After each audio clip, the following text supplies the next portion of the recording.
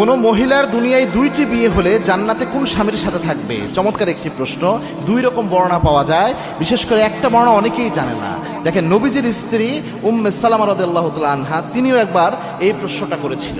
আল্লাহর হাবিব সাল্লাল্লাহু আলাইহি ওয়াসাল্লামকে প্রশ্ন করে, ইয়া রাসূলুল্লাহ, দুনিয়ায় যে সমস্ত নারীদের একাধিক বিয়ে হয়েছে, জান্নাতের মধ্যে কোন স্বামীকে সে পাবে?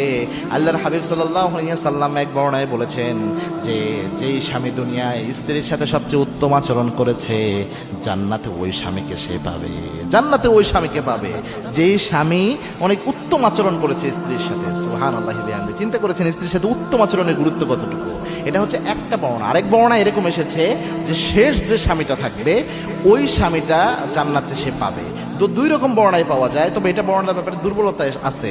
এই জন্য আল্লাহ আপনার যেটা পছন্দ হবে, আপনার যেটা ভালো লাগবে, জান্নাত তো নিয়ামতের জায়গা, তো আপনার মনের ইচ্ছাকে আল্লাহ প্রাধান্য দিবে। তো সেক্ষেত্রে আপনার মনের ইচ্ছা অনুযায়ী ইনশাআল্লাহ আপনি আপনার স্বামী বেছে নিতে পারবেন, কোনো সমস্যা হবে না ইনশাআল্লাহ।